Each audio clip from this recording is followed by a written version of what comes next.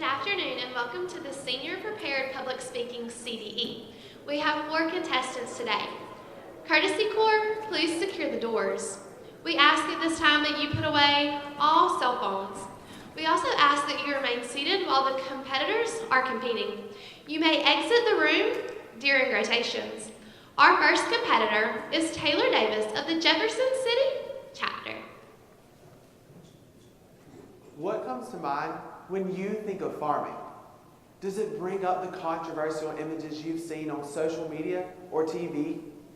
Do you think about the impacts on the environment or animals in confinement? Good afternoon. I'm Taylor Davis with the Jefferson City FFA Chapter, and I'm here to shed some light and tell the truth on production agriculture. Through my involvement in my SAEs, I'm very active in the agriculture industry, in the areas of beef cattle production, agribusiness, and nursery landscape. And often, I find myself mad at the world today because everyone said that farmers are just messing everything up. The truth is though, without farmers producing crops, raising livestock, and managing our natural resources, nothing we know and love today would be here. Agriculture is defined as the science, art, or practice of cultivating the soil, producing crops, raising livestock, and in varying degrees the preparation and marketing of these products. Most people think of agriculture as cows, plows, and sows. But did you know you can't even get in your car and drive on a paved road without some form of agriculture being involved? Let's take a look at your everyday things, starting with when you wake up. You're laying in silk or cotton sheets. You roll out of bed onto a hardwood floor. You go into the bathroom and brush your teeth with toothpaste, which contains sorbitol. Did you know that sorbitol is a byproduct from corn sugars? In your closet, you'll find that comfy t-shirt or the stylish pair of denim jeans you just bought. And did you know or realize they're both made from cotton? In 2015 alone, Georgia produced 1.17 million acres of cotton. That's enough for nearly 400 million pairs of jeans. Oftentimes, the good stories about farming and agriculture get overlooked in the media. There are organizations trying to shame farmers for their practices and say that they're just messing up the environment. The truth is, though, that no one realizes these farmers care as much for the environment as everyone else. I mean, really. If they mess this thing up, what are they going to do to make money? They have to do something. In an article published in 2016, Why Industrial Farms Are Good for the Environment by Jason Lusk, an agricultural economics professor at Oklahoma State University, talks all about how industrial farms are good for the environment. The agriculture industry has come a long way from where we were some odd years ago, thanks to better technology and new production practices. There are legitimate fears, though, that farmers have to consider while farming. There are real fears about soil erosion, manure lagoons, animal welfare, and nitrogen runoff at these large farms. But it's not just your environmental groups that are worrying. Farmers take these concerns and use them to make farming better for the environment. Agribusinesses have had to come up with new techniques to better the production of agriculture. New tools known as variable rate applicators can put fertilizer in just those parts of the field that need it. This is reducing nitrogen runoff. Reducing the nitrogen runoff into the lakes and rivers around these large farms is great. It is making sure that any wildlife that may live near these farms stays alive. There's also some great technology that farmers can use to oversee and manage what is happening in their fields. Soil sensors to measure water content, drones, satellite images, alternative management techniques like low or no-till farming, mechanical harvesters, and efficient irrigation are all used to cut down the amount of time and labor needed to manage these fields, which saves money in the long run. Using these new technologies is just a part of everyday life for these farmers. They can track crop price or weather on their smartphones, track crop yield or insect infestation, and location and health of their cattle herd. Using these new technologies is just a part of everyday life for these farmers. These farmers can also convert livestock waste into electricity. They use anaerobic digesters to convert manure into methane. Seeing these new technologies used on a daily basis is promising to me that these farmers do care about the future of agriculture altogether. These farmers do care about the future and the land around them and want to be able to farm there for a while. Another technique used in the majority of large farms is Another technique used in the majority of these large farms is crop rotation. Crop rotation is when a farmer will change a crop in a field from year to year or season to season in order to give the soil enough time to replenish its nutrients that the other plants may need. The agriculture industry is twice what it was in 1970. Now, that number really wouldn't be that good if more land, labor, and pesticides are being used, but that is not what's happening. The agriculture industry is using 16% less land and half the labor we were in 1970. That's really incredible that we've came this far to produce twice as much with less resources. Thanks to these farmers and what they do, we were able to keep using everything we do on a daily basis. So next time you see a farmer, make sure to thank them for what they do, regardless of size or scope of their operation. Agriculturists care about their own effects on the environment. Without it, they wouldn't be able to make a living or enhance our everyday lives. From our hearty breakfast in the morning to a midnight snack, agriculture is all around us. From the food we eat to the clothes on our backs, agriculture is a way of life. Georgia's total agricultural production value for 2015 was $13.84 billion. The production of these raw materials allows for a $78 billion industry to be present in the state of Georgia. These farmers, regardless of factory or family, keep Georgia running. There will always be a negative side to every story, but it is our job as agriculturists to share the good and tell the positive stories. So don't judge a farmer. Be an advocate for the industry and educate others on the truth about farming. Thank you.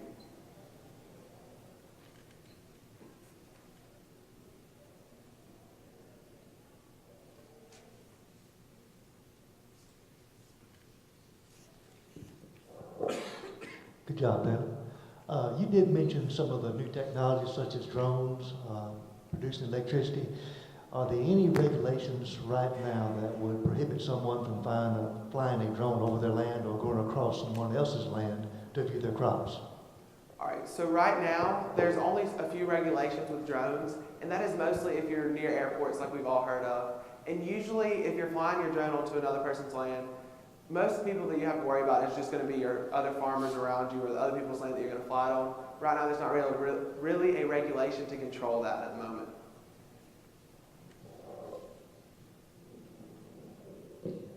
Taylor, you mentioned anaerobic digesters. Can you explain to me what that is? Yes, ma'am. So an anaerobic digester is where farmers are going to take the manure from their animals, their livestock. It can be hogs, it can be cattle, it can be poultry. They're going to take those and they put them into, pretty much it's going to be like, if you go to a water treatment plant, you're going to see the big tower looking bowl kind of things. I don't know the actual term for that. And they're going to put the manure into those, and they put different types of bacteria that's going to break down the manure, and then that's going to release a methane gas. And then from that methane gas, we're going to use that to produce electricity.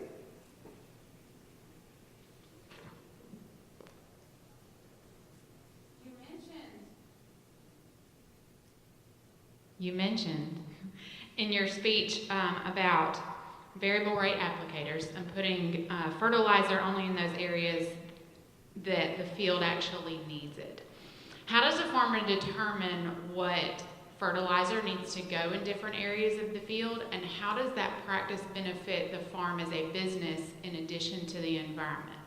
All right, so the best way to be able to tell is you can go to your different types of offices for your, like at UGA, you can send in the type of soil and your soil, and they'll be able to test it. And that's the best way to be able to know what kind of fertilizer you're going to need. And for the farmer, it's going to make it better. It goes along with making it better for the environment. Because when the farmer is not harming the environment as well, he's not going to get as much heat from maybe the social medias or the news sources or something for messing up the environment like we're hearing right now. And so that's going to help him on that aspect. But also with the business, you're not going to be having to buy as much fertilizer or pesticides or different types of chemicals to put on a whole field when it's only needed in just a little part. And that goes along with the environmental benefits. You're not polluting a whole field with pesticides that doesn't really need it if only one little section of your field does. And speaking about crop rotation, you had mentioned that it's important that they change the types of crops grown. How does a farmer determine when that's necessary and what crops they change to?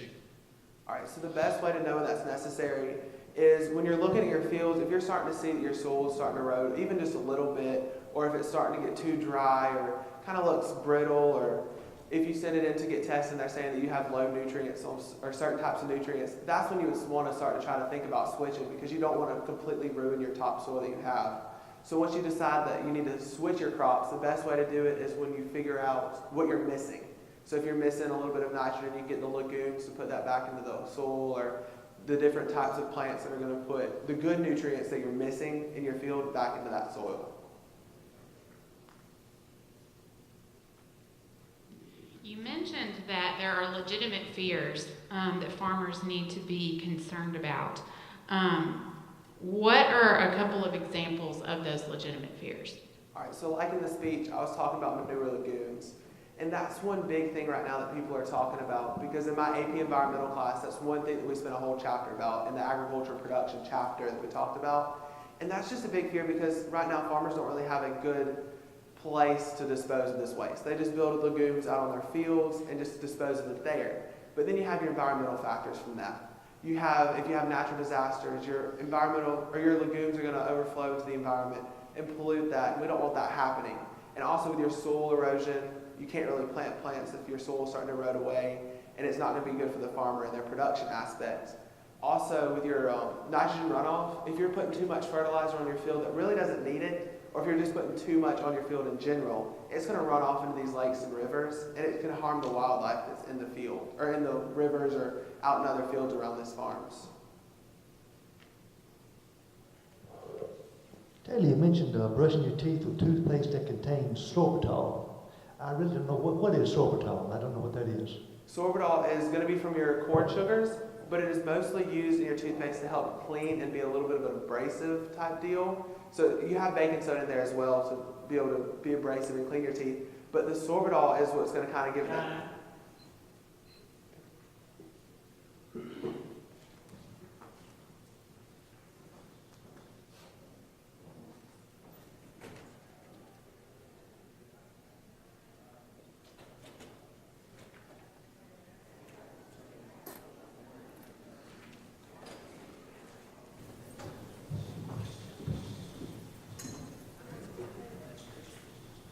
Courtesy Corps, please secure the doors. We ask at this time that you silence and put away all cell phones. Please remain seated for the duration of the competition. Once we're in rotation, you'll be permitted to leave the room. Our second competitor is Kaylee Roberts of the Tipped County FFA. Picture this. The population of the world is increasing drastically, yet the global food supply is beginning to slow its growth. According to the Food and Agriculture Organization of the United Nations, this hypothetical situation is in fact our current reality. If the population continues to steadily rise at the current rate, the number of people will eventually outgrow the world's current food supply. We're talking about a real, live Hunger Games. Don't feel like you need to perfect those archery skills just yet, because when there's a problem with food, fiber, or fuel, agriculturists always step in and save the day. One way to improve the productivity of agriculture so that more food is being produced is through genetically modified organisms, also known as GMOs. GMOs are animals, plants, or microorganisms in which the genetic material has been altered through genetic engineering so that our farmers are able to produce more with less land. They could very well provide an enormous benefit to mankind and halt any issues we're having in not being able to produce enough food to feed the world. However, many people don't realize we have been genetically modifying organisms ever since the dawn of agriculture. Farmers have all participated in selective breeding by keeping only the healthiest plants each time, causing the plants in the next season to be better than the last. Whether consumers realize it or not, farmers have been causing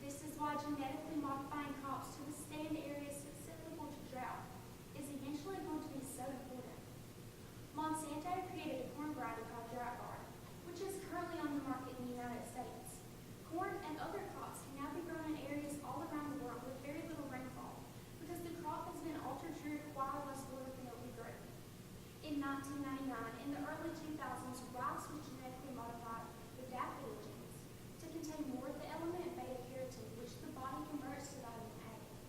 Rice is a global staple food grown on every continent except Antarctica and consumed by over half of the world's population.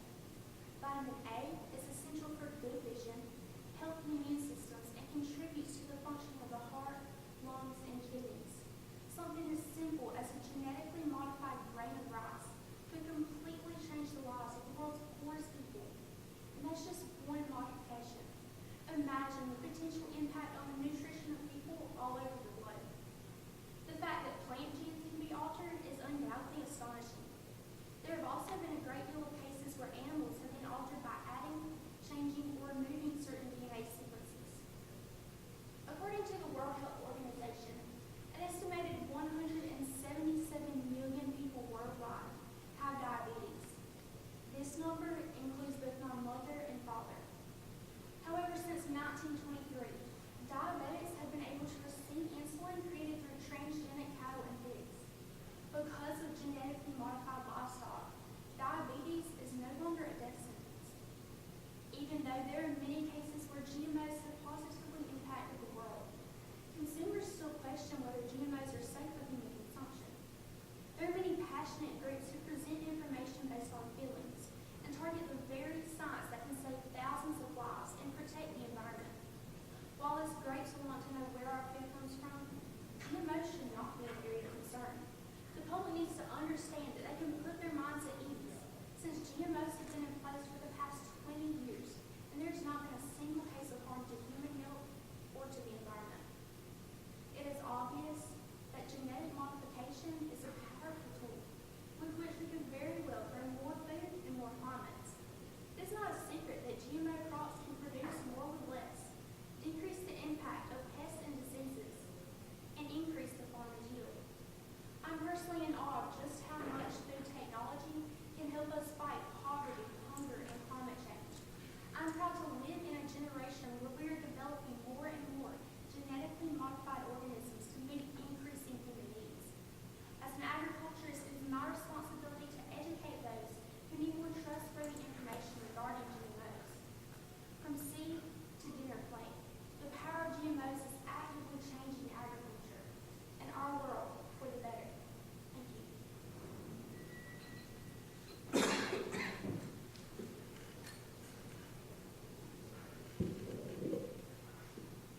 One thing that most people don't realize is that not all food products are genetically modified.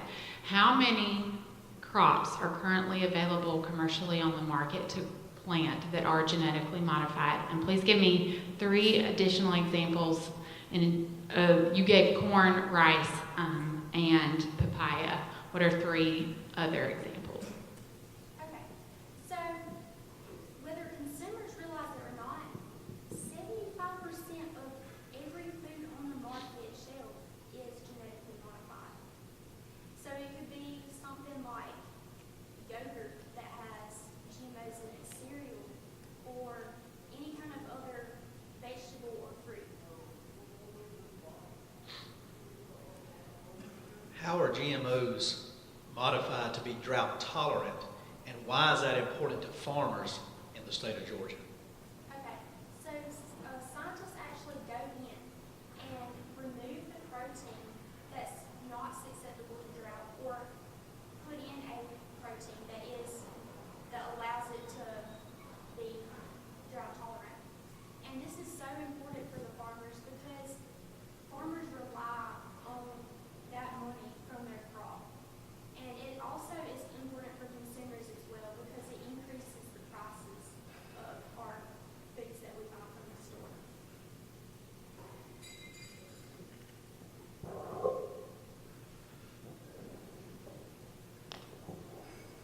Xenotransplantation. It's a big word. Can you give me an example of that? Okay, so xenotransplantation is transplanting organs from a different species. So it could be like the heart, lungs, or kidneys, and you could use it from different animals, plants, or microorganisms. Good job, Kaylee. Kaylee, you mentioned the BT corn. And what does it stand for, and how does it actually protect the plant? That's a really good question. However, I don't know what BT corn stands for, but I do know that it's really important for farmers. It's important for us as consumers to have GMOs, whether consumers realize it or not.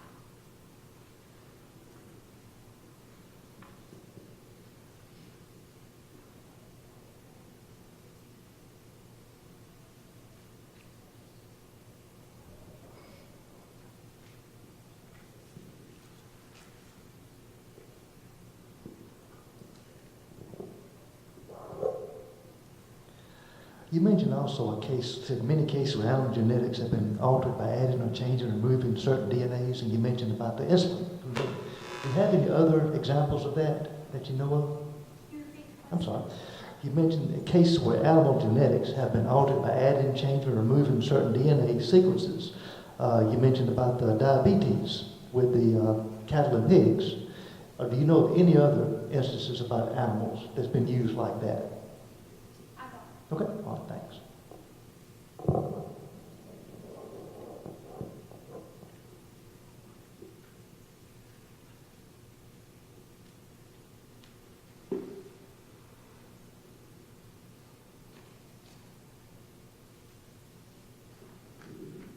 A lot of our food now is labeled with non-GMO stamps on those labels. What are some concerns that the agriculture community has about those labels being included on our food? Okay, so since you mentioned it, a lot of foods are GM labeled, and that's okay. But my concern is the people not being educated about them. See, this morning I actually turned on my TV in my hotel room, and they had yogurt advertised by this group called the Courtesy Corps, please secure the doors. We ask at this time that you silence and put away all cell phones. We also ask that you remain seated. You'll be able to leave the room once the competitor is finished competing and we are in rotations. Our third prepared public speaker is Kirk Beecham of the Public County FFA Chapter.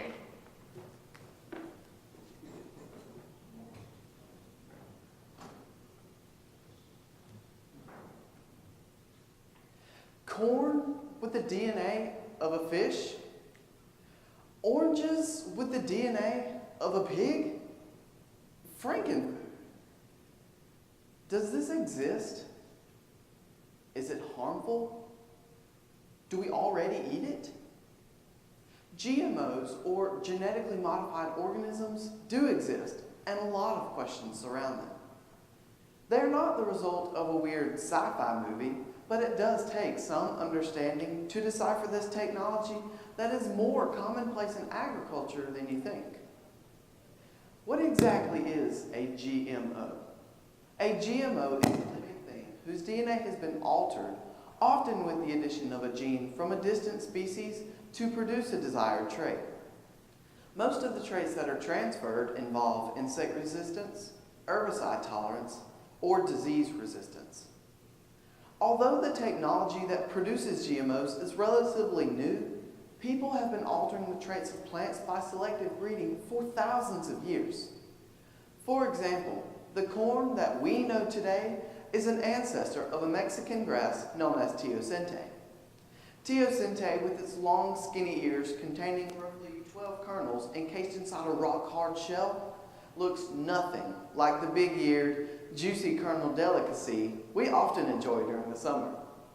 It took thousands of years of selective breeding to produce the grain that today provides for about 21% of human nutrition across the globe. Compared with conventional breeding techniques, which swap giant chunks of DNA between one plant and another, genetic engineering is far more precise, and in most cases is less likely to produce an unexpected result. And, as we see in the case of teosinte, is much more time efficient. The first GMOs to appear were not actually agricultural crops. In fact, the first GMO to be approved by the FDA was humulin, insulin produced by genetically engineered E. coli bacteria. This was approved in 1982.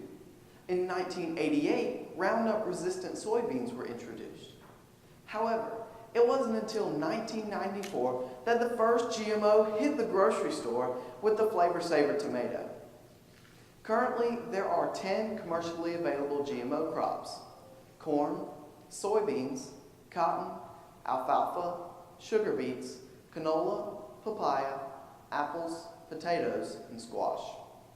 Cotton, corn, and soybeans are the most common genetically engineered crops in the U.S. In 2012, genetically engineered cotton accounted for 94% of all cotton planted.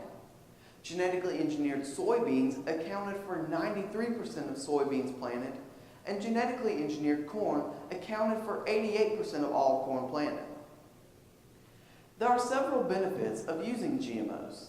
Among the obvious are a reduced need for pesticides, greater water efficiency, less fuel requirements, and increased harvest. From 1996 to 2013, crop biotechnology has reduced global pesticide spraying by 8.6%, or 553 million kilograms. Genetic engineering has also been used to help save some crops from total devastation due to diseases, which is the case with the papaya. The papaya was nearly wiped out by the ring spot virus, but was saved by developing a genetically engineered species which is resistant to the virus. Currently, scientists are working on genetically engineered oranges and rubber trees. The U.S. orange crop has been crippled by a disease called citrus greening, and Brazilian rubber trees have been hit by a fungus that renders them unusable. Without the help of genetic modification, we would be looking at a complete wipeout of both crops. Biofortification of crops through genetic engineering is another benefit. Researchers have engineered a plant called golden rice to help combat blindness and death from vitamin A deficiencies. Golden rice produces beta-carotene, a precursor of vitamin A. Approximately 3/4 of a cup of this rice provides the daily recommended amount of vitamin A. This grain holds great potential in improving the health of populations in developing countries. Despite its perceived advantages, GMOs have garnered a firestorm of opposition and controversy. Opponents of GMOs argue that GMOs pose many risks to the environment as well as the public's health. Many fear that these genetic modifications cause various diseases, especially cancer. They also argue the potential harm that these organisms pose to the environment, increasing the chance for causing superweeds and pesticide-resistant insects. On an economic level, opponents cite that the use of GMOs is detrimental to the small-scale poor farmer in developing countries. Unfortunately, most of the negative views of GMOs come from emotional hysteria instead of science. No accredited test has ever shown a correlation between GMOs and human diseases. Furthermore, the U.S. Food and Drug Administration have tested all of the GMOs on the market to determine whether they are toxic or allergenic. They have not been proven to be either toxins or allergens. Genetically modified crops are also thoroughly evaluated for environmental effects before entering the marketplace. Before a GMO enters the marketplace, it has to be approved by the FDA, USDA, and EPA. Economically, GMOs have been used to help small-scale farmers in poor countries. In fact, the Bill and Melinda Gates Foundation has been utilizing GMOs to help small-scale farmers in Africa increase their yields. GMOs certainly have the potential to make a great impact on the global agricultural industry. As our population continues to grow, the pressure to produce more on fewer acres will increase. The challenge for us in the agricultural industry is to stay educated about emerging technologies and communicate this information to the public. The future of our agricultural productivity hinges on our ability to gain the consumer's trust. Frankenfood? No. Fresh, abundant, and affordable food? Yes. Thank you.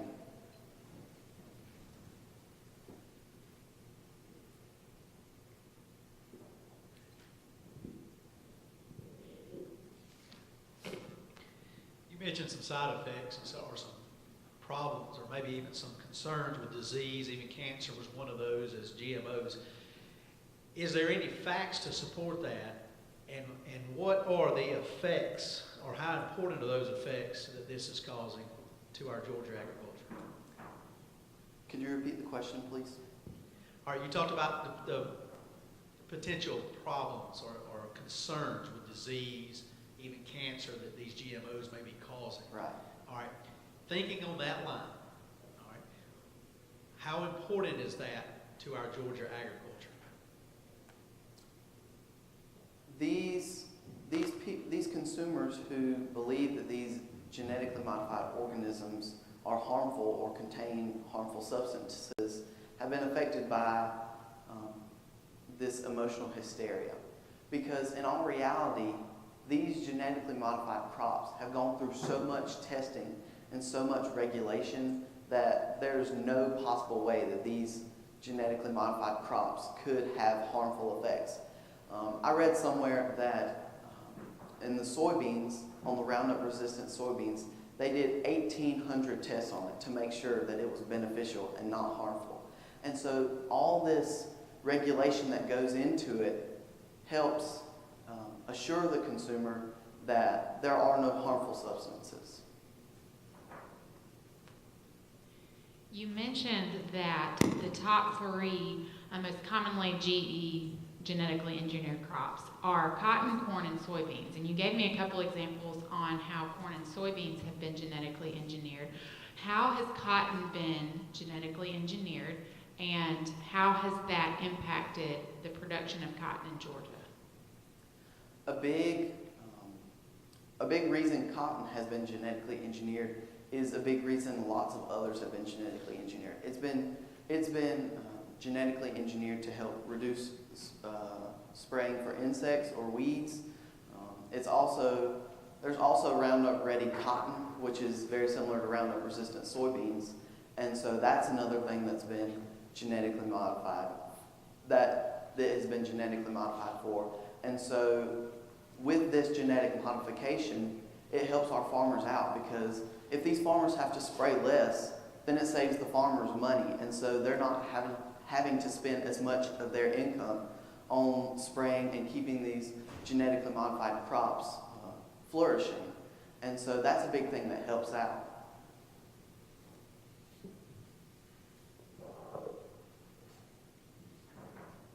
Good job, Kurt.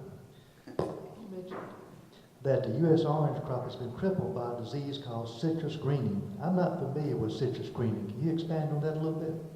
Citrus greening is a disease that causes oranges to green too early, and it doesn't allow them to ripen. And so if these oranges aren't ripening like they need to, it's costing these farmers so much money in their lost crop, because if all of these oranges aren't ripening, because citrus greening doesn't allow them to ripen, if all these oranges aren't ripening, then these farmers can't make income, because none of us want to eat green oranges. And so that's a big thing, and that's what citrus greening in all reality is.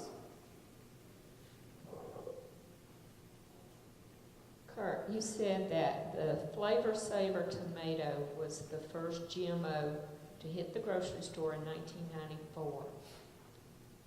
What was different about the Flavor Saver than the original product, and what makes it better?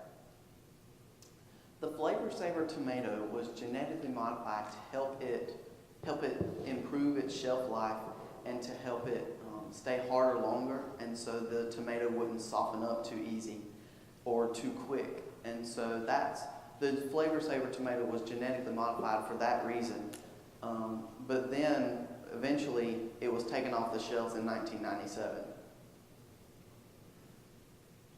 Kirk, you mentioned that there were some concerns about GE crops creating super weeds and pesticide-resistant insects. That is a valid concern. And what is an example of a GE crop causing a super weed or an resistant insect? From the research that I've done, I haven't seen any. Thank you.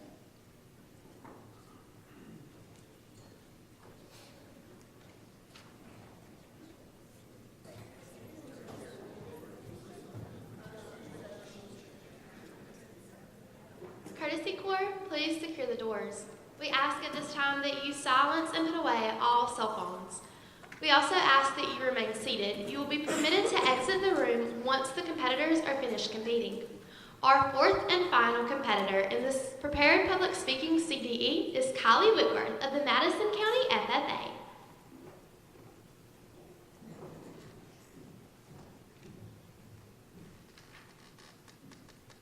Picture this. You walk outside one bright and sunny morning to view the farm located across the street, which is suddenly no longer there. Where once stood livestock and poultry houses, there are now empty pastures or new commercial developments. This scenario is actually becoming less of a stretch of the imagination and closer to reality. With less than 2% of the American population engaged in agriculture, there are fewer farms and farmers than ever before. If we are planning to feed our population by 2050, which is estimated to be 9 billion, we should be protecting the farmers producing our food from external pressures. Farmers are some of the most valuable pillars in our society. However, they are currently under attack from organizations such as PETA for the unethical treatment and production of livestock. Animal activist groups such as PETA, Animal Liberation Front, or Animal Justice Project go to extremes to catch, expose, and shut down businesses that support the livestock production industry. According to PETA's website, animals are not ours to eat, wear, experiment on, use for entertainment, or abuse in any way. PETA states that they focus their attention on the 4 main areas in which the largest number of animals suffer the most: in the food industry, in the clothing trade, in laboratories, and in the entertainment industry. Animal activists discredit farms due to their unethical treatment towards livestock. However, only a small portion of those farms actually follow poor or unethical practices. Farmers who follow ethical livestock practices should not be grouped with the few in the industry who bring a poor image to livestock production. It is easy to focus on the poor practices when media and animal rights activists only show one side of the argument. However, there is a fine line between animal rights and animal welfare, and this can be the deciding factor on where an individual stands. Animal rights is the belief system that says that animals intrinsically have the same rights to life and liberty as afforded to humans. Animal welfare refers to the state of the animal, or the treatment that it receives, including the 5 freedoms that should be granted to all animals. The 5 freedoms include freedom from thirst, hunger, and malnutrition, freedom from discomfort, freedom from pain, freedom of normal behavior, and freedom from fear of distress. Livestock producers strive to make sure that their livestock are well cared for and remain healthy in every possible way. Livestock well-being is important to both the producer and the average citizen, since the livestock industry plays a major role in feeding not only the United States, but the rest of the world. Annual contribution from a poultry farm in Georgia feeds 7 million people 1 chicken-based meal a day for an entire year. From one poultry house alone, 19,400 people are served a meal each day for a year. Poultry houses are the most targeted of all species by humane societies. What these activists do not realize is that farmers can be against the unethical treatment of livestock, but still understand that poultry houses, dairies, and cattle ranches are essential to the food industry and economy of one state or country. Georgia's annual contribution from the poultry industry alone is $25.5 billion. Hunger and our economy are both fragile systems that are only going to increase as our population increases. Losing these types of farms are not an option for our future. Animals are a staple to feeding America. But think on this. What if all Americans made a switch to a vegan or plant-based diet? According to the American Association for the Advancement in Science, the switch can lead to deficiencies in key nutrients in the human diet, including calcium, various vitamins, and proteins. Plants alone do not contain a complete protein with all the key amino acids needed to help build and maintain muscle tissue. Iron is also found in red meats, which provides energy and builds hemoglobin for the blood, which carries oxygen to the rest of the body. Without these nutrients, the human body would not be able to maintain normal growth or activities. Not only could switching to an all-plant diet be harmful for our nutritional intake, it could also be harmful to the environment. Scenarios led by the Virginia Polytechnic Institute show that converting all land from livestock to cropland for food would cause an increase in the use of artificial fertilizers. These increased uses can result in more carbon added to the atmosphere and runoff into our ground and surface water sources.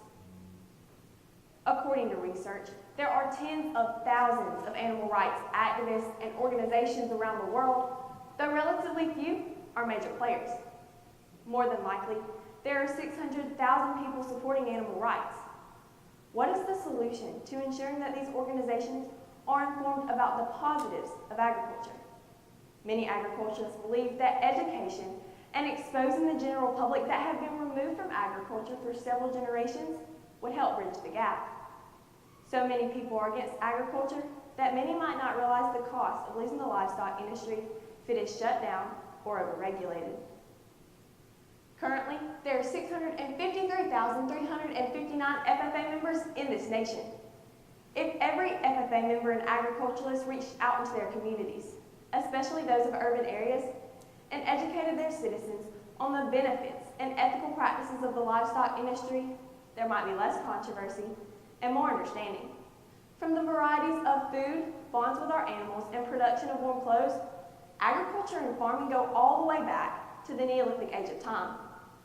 History proves time and time again that agriculture is what we need to survive, since agriculture basically created civilization as we know it. By creating outreach programs, this will allow the agricultural community to show humane societies and animal rights activists the importance of an agricultural society and what that society does to take care of what we love. How can we feed 9 billion people without our farms and farmers? Beef, chicken, and pork are all forms of protein for the body. Basic nutritional values depend upon meat. However, in producing that commodity, animals should be treated with respect at all times, following the principles of animal welfare, which is a practice all farmers should aspire to follow. No farmer is perfect, nor should they all be grouped together in a negative light by animal rights organizations. These external pressures are not going to stop until we can stand as an agricultural community and educate them on their misconceptions of the livestock industry. It is my sincere hope that these scenarios where farms and the livestock industry disappear become more of a figment of imagination and farther from reality in the future. Because I never want to walk outside my house someday and not see some form of livestock grazing in our pastures. Thank you.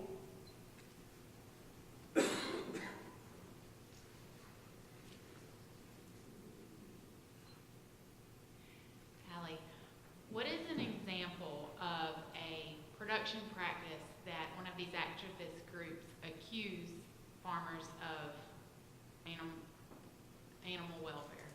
And what is the truth about that production practice? Would you mind repeating the question, please? Yes. What is an example of a production practice that an activist group accused farmers of mistreating animals? And what is the truth about that production practice? I believe the first thing that comes to mind to me is when people think of these confinement operations, whether it's sows in crates or the poultry house industry or even dairy farms, they want to say that it is unfair to these animals because they are raised in confinement. However, little do they know is they're giving all the things that they need, whether it's nutrition, medications, all their needs are met to the standards. And that's something that these activists need to be aware of, is that we are treating these animals with respect. Yes, there are some that may not, but we're trying to fix that and combat that and help our industry more.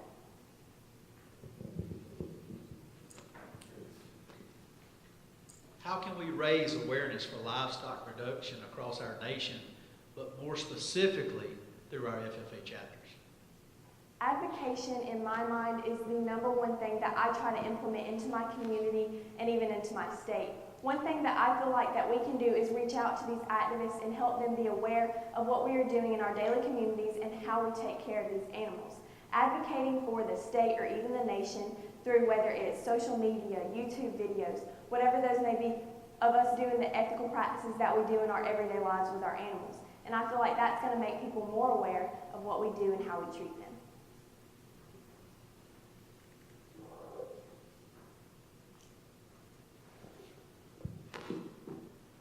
Kylie, knowing that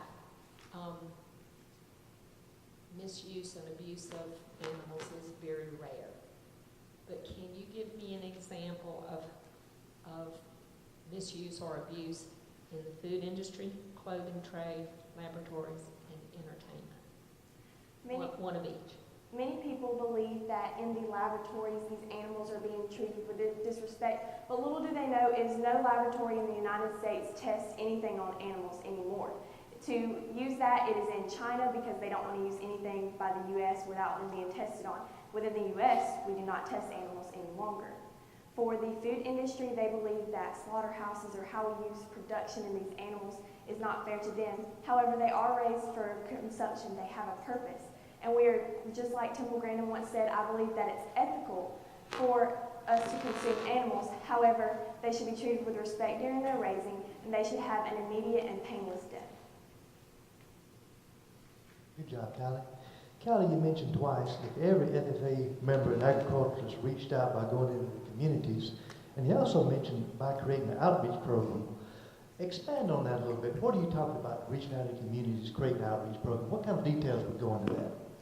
Something that I do in my yearly basis with advocating within my community is we have ag days, farm days, and this past year we did a special education farm day.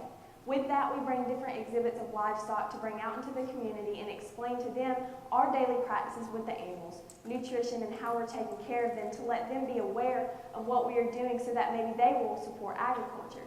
So with that, I have the opportunity, and I think that's something that should be spread across the nation because there are some counties within the state of Georgia who might not have an FFA program that has these opportunities to volunteer and work at these such ag days. Sometimes farmers are falsely accused of mistreating their animals. And so what is something that can be done to help protect farmers when they are falsely accused? If they are falsely accused, I believe that that person should not only defend themselves, but they need to have others who are defending them. Because as an agriculturalist, we need to make sure that they are being falsely accused and that they are not implementing any practices that are harming to the animals. So I believe that not only are they defending themselves, but they need to have proof that they are treating these animals with respect and that other people can back them up with that. You mentioned several organizations, PETA, Animal Liberation Front, Animal Justice Project, that go against, so to speak, farmers or livestock producers. Are there organizations for the livestock producers to go to that can help support livestock production? Yes, sir. I know that there are some within my community, such as Cattlemen's, Young Farmers, the Farm Bureau, and they all support the livestock industry, agriculture. Thank you.